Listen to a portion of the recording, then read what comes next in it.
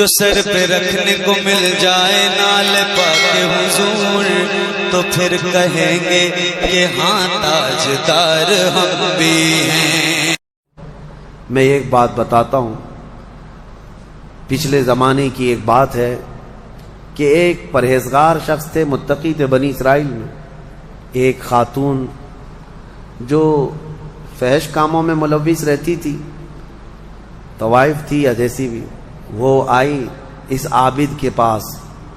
یہ پرہیزگار شخص تھا۔ یہ جب آئی تو کہا کہ رات گزارنے کے لیے میرے پاس کوئی ٹھکانہ نہیں ہے، باہر ٹھنڈی اور بارش ہے، مجھے تھوڑی سی جگہ دے دو۔ اس عابد نے رحم کھا کر اپنے گھر میں عورتوں کے رونے پر کبھی شیطان داخل ہو جاتا ہے۔ مدد کے لیے عورت رونا دھونا جب کرتی ہے تو اچھے اچھوں کا ایمان ختم ہو جاتا ہے۔ وہ عورت رونے لگی کہ میرا کچھ کوئی سہارا نہیں، بارش میں بھیگ جاؤں گی، میں تڑپ تڑپ کے ختم ہو جاؤں گا۔ اس عابد شب زندہ دار اس نے اپنے خانقاہ میں جگہ دے دیا۔ جب رات ہو گئی تو وہ عورت آئی اس کے سامنے آئی اور عریانیت کے ساتھ عجیب و غریب حرکتیں کر کے اس کو گناہ پر ابھارنے لگی۔ وہ عابد تنہا تھا۔ وہ قریب آیا، اس کے بعد پوچھا کیا چاہتی ہے؟ کہا چل کوئی نہیں ہے، رات میں کوئی نہیں ہے، ہم لوگ اپنے جسموں کی سکون حاصل کر لیں۔ اس عابد نے کہا کہ ٹھیک ہے، میں اس سے پہلے تھوڑی دیر میں بھی آتا ہوں، خواہش ہے تیرے ساتھ آ جاتا ہوں، سوتا ہوں، لیکن اس سے پہلے میں دیکھتا ہوں۔ اس نے کیا کیا، گھر میں جو چراغ جل رہا تھا، بہت اس وقت مشعل جلائے جاتے تھے، کرنٹ تو نہیں، لائٹ نہیں، مشعل جو جلائے جاتے تھے، اس نے وہ مشعل کو قریب کیا، پہلے اس میں اپنی انگلی لگایا تو چمڑی جل گئی، ہاتھ جھٹکنے لگا۔ وہ خاتون تیار کھڑی تھی، پوچھنے لگی کہ کیا کر رہا ہے؟ کہا رک جا، دیکھ رہا ہوں۔ تھوڑی دیر کے بعد دوسری انگلی آگ میں لگایا، چمڑی جل گئی۔ پھر اس کے بعد وہ اسی طرح جلاتا رہا انگلی کو۔ اس خاتون نے پوچھا کہ کیا کر رہے ہو تم؟ اس عابد نے کہا میں دیکھ رہا ہوں، اس آگ کو میں برداشت کر سکتا ہوں تو پھر ٹھیک ہے، میں یہاں مزے بھی کر لوں گا، اس لیے کہ جہنم کی آگ اس سے 70 گنا زیادہ تیز ہے، میں نے سنا ہے۔ دیکھ رہا ہوں کہ یہاں کی آگ میں برداشت کر پاتا ہوں۔ 2 انگلیاں سامنے کیا، 3 انگلیاں کیا، 4 انگلیاں جب مشعل میں لگایا تو پورا چمڑا جل کر کے صرف انگلیوں کی ہڈیاں کالی ہو کر رہ گئی۔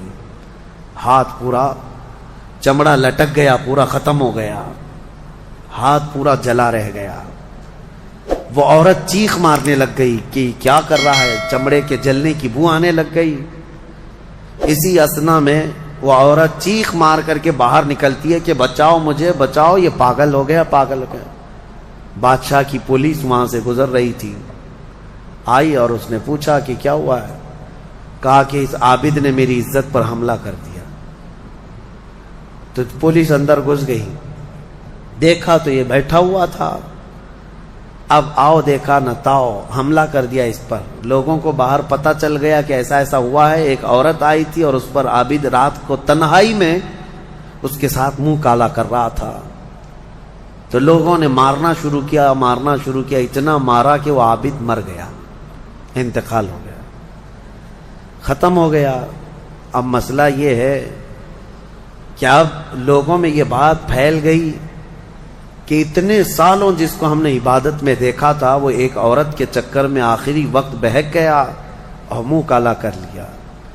اب اس کے بعد اس کو اٹھاتے ہیں، اٹھا کر کے قبرستان میں جب دفن کرنے کے لیے رکھا گیا، قبر میں جیسی رکھتے ہیں، اس قبر میں تیز خوشبو بھر چکی ہے، ہر جگہ سے خوشبو کے جھونکے آ رہے ہیں۔ لوگوں نے کہا یہ بدکار آدمی کی قبر میں اتنی خوشبو کہاں سے آ رہی؟ اس کو دفن کر دیا اور یہ بات مشہور ہونے لگ گئی۔ بادشاہ خود بھی آیا، پوچھا یہ کیا مسئلہ کیا ہے؟ تو لوگوں کو جب یہ بات سمجھ میں نہیں آئی تو علماء کو بلایا گیا اور پوچھا گیا کہ کیا مسئلہ ہے؟ کہا گیا کہ یہ بدکار نہیں ہو سکتا، یہ اللہ کی رضا میں انتقال کیا ہے۔ اس خاتون کو پکڑ کر لایا گیا، پوچھا گیا کہ کیا کیا معاملہ ہوا تھا، سچ بتا۔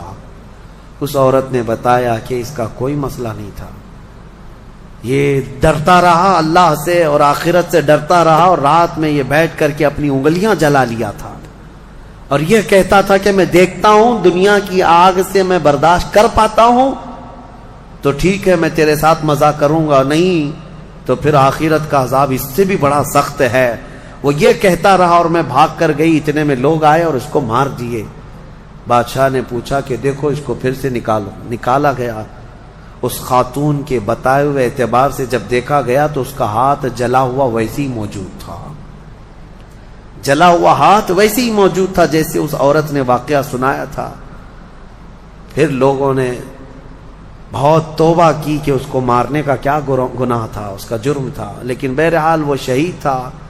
اس حکایت کو نقل کر کے فرماتے ہیں صاحب حکایت کہ یہ وہ لوگ تھے جن کا ہر کام آخرت سے جڑا ہوا تھا، وہ ایک حرکت بھی کچھ ان کو دنیا میں ڈگمگ نہیں کرتی، ان کے پاؤں کو نہیں پھسلا پاتی۔ کیوں؟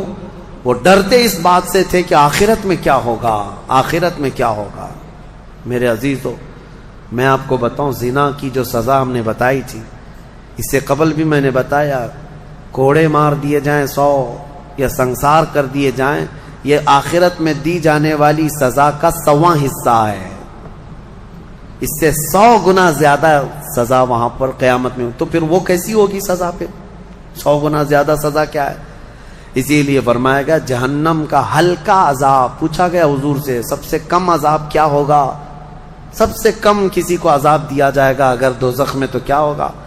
فرمایا گیا کہ اس کو آگ کی جوتیاں پہنائی جائیں گی جس کی گرمی سے اس کا بھیجا پک کر کے ابل رہا ہوگا۔